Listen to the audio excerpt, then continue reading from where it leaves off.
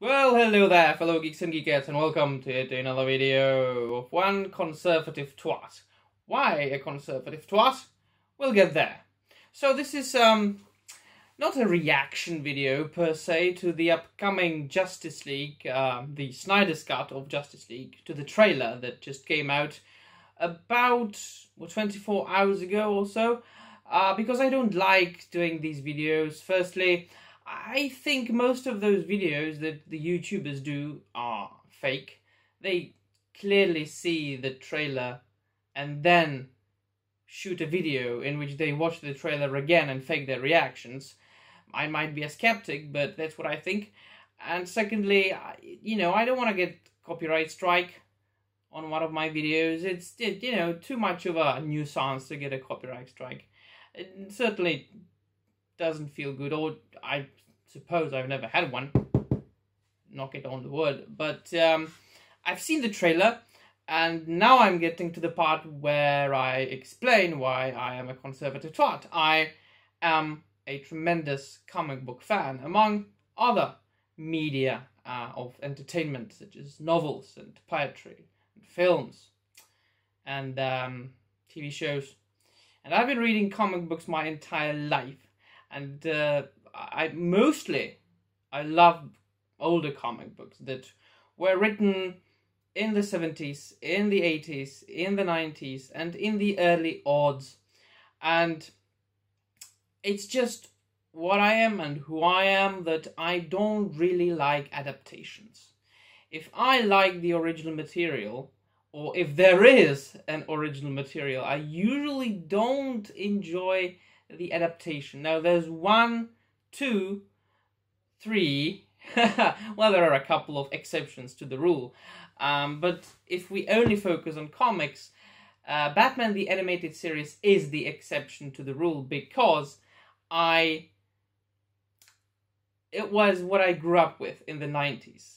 Batman the Animated Series is what introduced me to the character of Batman, and indeed to the conception, to the idea of superheroes. That is why Batman the Animated Series will forever remain my favorite interpretation of the Caped Crusader, even though I like hundreds of comic books that have been written throughout the entire history of the existence of DC Comics. But especially as far as the more contemporary films based on comic books, such as all the Marvel Cinematic Universe and the DC Cinematic Universe, it's just, not for me. I will rather read more comic books than watch yet another movie that was based on my favorite comics. Now, don't get me wrong, I will watch the film, because I do very much enjoy Ben Affleck as Batman and Henry Cavill as Superman. Don't really care for the others. Jason Momoa is an alright Aquaman. I couldn't care less about Cyborg, as he's called. Cyborg, the man who has been very active on social media, bashing Jeff Johns.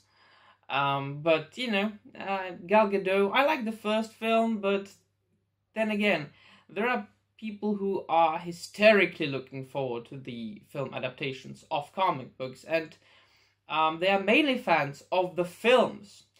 A lot of people know about those superheroes because they first saw the films, or they only saw the films. In which case, alright, fine, I am happy for you. Watch those movies, they are quality made films.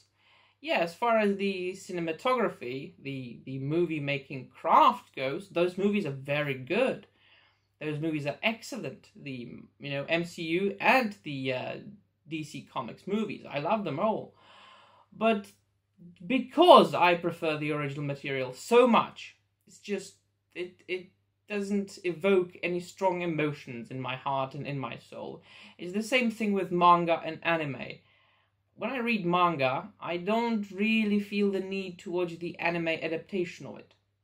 I do like anime, but original anime, such as Miyazaki's films, that he first shot as movies, animated films, that were not based on any manga, original material, and that's it.